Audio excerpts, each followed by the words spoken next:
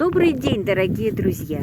С вами я, Людмила Антоненко, и моя коллекция лекарственных трав, которые я с большим удовольствием поделюсь с вами. Друзья мои, ну вот прекрасное лекарственное растение синеголовник плосколистный.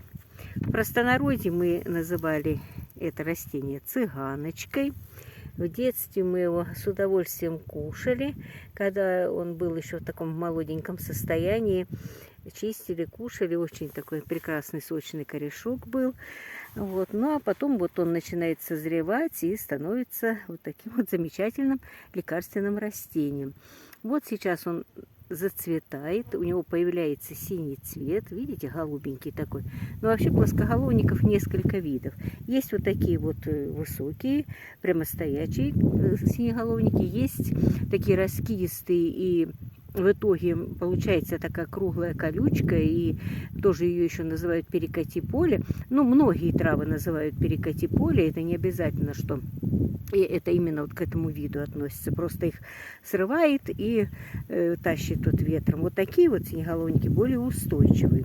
Так как мы берем у синеголовника и вот эту верхнюю часть наземную, она очень лекарственная, но берем и корни. И поэтому в определенный момент возникают трудности, как его найти, потому что вот те раскидистые синеголовники, которые шаром растут, их очень часто, вот как я уже сказала, их срывает ветром, они укатываются, корень, конечно, не найдешь.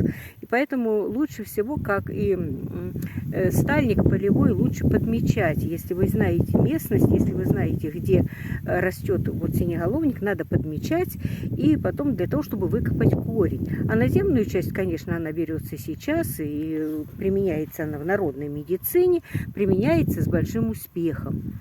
Просто с большим успехом применяется.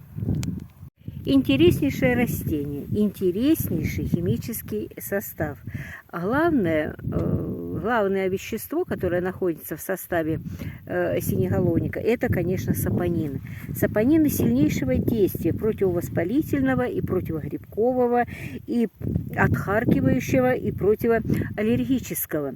Далее идут и тониды, и танины, кислота аскорбиновая, лимонная, щавелевая. Это все будет связано с иммунитетом, и точно так же они противовоспалительные, иммуностимуляторы, и повышают иммунитет, и стимулируют иммунитет. И они этот иммунитет как бы пониженный поднимают, а повышенные немножко уравновешивают. Дубильные вещества бесподобные, флавоноиды, и кверцетин, и кемфирол оказывают очень хорошее действие на сосуды, и они являются антиоксидантами. Есть цинк, есть натрий, есть калий, тоже оказывают действие и на иммунитет, и на наши сосуды. Сахароза, и полисахариды, и кумарины. Ну, в общем, растения, заслуживающие нашего внимания. Свойства, кроме тех, которые я перечислила, это и мочегонное, это обезболивающее, он является кровоочистителем, он расслабляющий, у него хорошие такие качества расслабляющие, усиливает выделение пота и мочи, он противосудорожный, седативный, устраняет застой крови в органах и усиливает половую активность у мужчин. Применение хорошее очень. Во-первых, конечно, при наличии таких сапонинов, это все заболевания, которые связаны с кашлем. Вот туберкулез, сильные затяжные кашли, кашель курильщика. Пожалуйста, те, кто вот страдает этим, собирайте синеголовник, лечите свой кашель. Это и коклюш, и бронхиальная астма, и бронхиты. Это, в общем-то, почечно-каменная болезнь, и желчекаменная болезнь. Это водянки, это ревматизм, целый блок нервных расстройств. Это эпилепсия, это и бессонница, и головная боль, и нервно-психические патологии, и стрессы, и неврозы, и нервный тик. Это все можно прекрасно полечить вот этой вот зеленой наземной массой. Дальше. Заболевания полости рта. Это и стоматиты, и пародонтозы. Точно так же можно полоскать при зубной боли. Хорошо будет сниматься. Геморрой.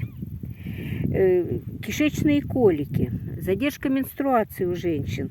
Это вот все входит вот в обязанности синеголовника для того, чтобы нам сделать организм здоровый. Язвенные болезни желудка тоже лечатся очень хорошо. Ну и у мужчин простатиты. Еще синеголовник помогает людям, которых вот мучают ночные кошмары. Это вот я тот блок, который отвечает за нервную систему, там я это немножко пропустила. Можно лечиться вот этой наружной, наземной частью, можно копать корень, но корень только осенью. И вот корень, его, в общем-то, из него делается сок, перегоняется просто через мясорубку, и вот этим соком лечится масса заболеваний. И свежевыжатым соком это и водянка, и почечные болезни, и цистит, и простатит, и все заболевания предстательной железы. И можно его также смешивать с медом, и при нарушении менструального цикла, и при туберкулезе. Вот особенно вот эти вот все заболевания, которые связаны с кашлем, вот именно мед и вот сок очень хорошо помогает. При кожных болезнях это и псориаз, и экзема, и туберкулез кожи, и еще при лимфостазах.